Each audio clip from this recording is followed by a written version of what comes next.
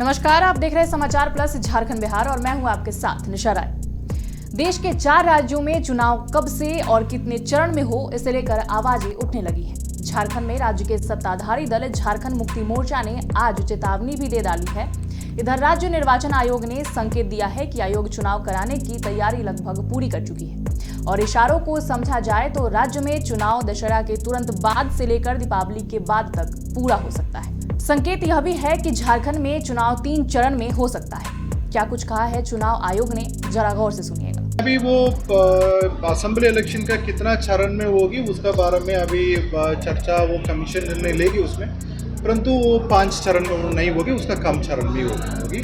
अभी कितना चरण में होगा अभी बोलना उचित नहीं होगी। अभी वो फाइनल डिस्कशन कमीशन लेगी, फिर भी 5 चरण में नहीं होगा, उसका कम नहीं होगा। ठीक है, उसमें कितना वोटर छुटा हो उसका सबका एनरोलमेंट करने के लिए निर्देश दी गई कमीशन में। अभी कमीशन का सीनियर पदाधिकारी द्वारा का निर्देश दिया जा रहा है। उसमें हम लोग भी प्रत्येक घर घर जाके वो BLO समीक्षा कर रहा है।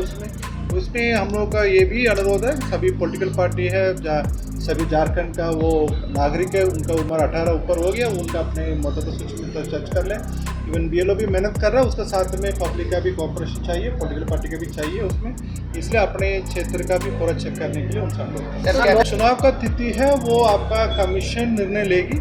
अभी वर्तमान में कानूनी प्रक्रिया है, लास्ट 6 महीने में आपको चुनाव करा सकते हैं, इसलिए निर्णय कमीशन से होगी। अभी वो एक्सपेक्ट करना, ऐसा उम्मीद करवाना अभी वो ठीक नहीं होगी। अभी कभी भी अभी सक्षम कभी समय ठीक होगा, उस समय में कमीशन के द्वारा घोषणा की। आपने चुनाव आयोग को सुना और समझा भी। चुनाव को लेकर आयोग के इशारों को अब जरा झारखंड मुक्ति मोर्चा को भी सुन लीजिए।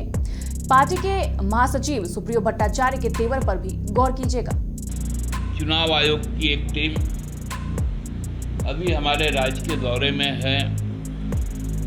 उसके जो डिप्टी कमिश्नर्स हैं वो राज्य के जो हमारे जिलाधिकारी है, जिला निर्वाची पदाधिकारी है, पुलिस पदाधिकारी है, उनके साथ आज पकरातू रिसोर्ट में जो एक घूमने फिरने मनोरंजन का स्थान है वहाँ पर मीटिंग कर रहे हैं। अब चुनाव आयोग जो टूरिस्ट प्लेस है वहाँ पर यदि अपना आकलन का मीटिंग करेगा तो अपने आप में जो सवाल इस बार संसद सत्र में चुनाव आयोग पर उठाए गए उसको कहीं ना कहीं प्रतिबिंबित भी करता है कि ये पॉलिटिकल टूरिज्म भी शायद हो सकता है। माहौल का बनाना हमको लगता है कि राजनीतिक तौर पे पुनः इस राज्य सरकार को अस्थिर करने का एक नया ड्रामा शुरू हुआ है। पहले ED और CBI के द्वारा शुरू हुआ था, अब ECI भी इसमें कूद गया। अपनी पार्टी की ओर से, इस राज्य की जनता की ओर से बहुत विनम्र आग्रह करते भारत के चुनाव आयोग को कि आप सर्वोच्च संस्थान हैं, आपको राज्य हित और लोक हित को सर्वोपरि मानते हुए और यहाँ के पर्व त्योहार उत्सव को देखते हुए 10 नवंबर के बाद से 20 दिसंबर के बीच आप जब चाहे आप चुनाव करवा दें।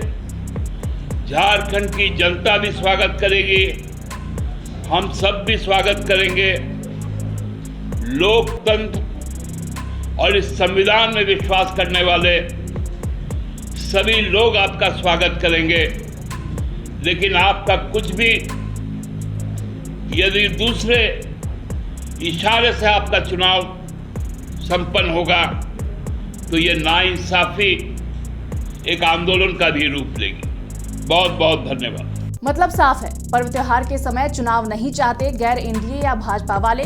बहुत संक्षेप में समझिएगा कि आखिर क्यों नहीं चुनाव चाहते इंडी गठबंधन वाले। सबसे पहले आपको बता दें कि देश के 4 राज्यों में विधानसभा के चुनाव होने हैं। उनमें महाराष्ट्र, हरियाणा, झारखंड और जम्मू श्रीनगर शामिल है।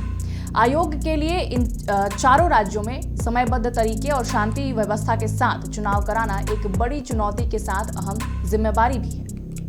बात अगर झारखंड की जाए तो सत्ताधारी दल को ये लगता है कि अभी बहुत से काम करने बाकी है, नहीं तो जनता के बीच किस मुंह से वे वोट मांगने जाएंगे। दूसरी तरफ जेएमएम को यह भी लग रहा है कि पर्व त्योहार के बीच चुनाव होने से सामाजिक माहौल भाजपा के पक्ष में दिखाई देगा, जिसका फायदा बीजेपी और उसके सहयोगी दलों को मिल सकता है। इधर चुनाव आयोग को यह भी सोचना है कि चारों राज्यों का कार्यकाल कब खत्म हो रहा है।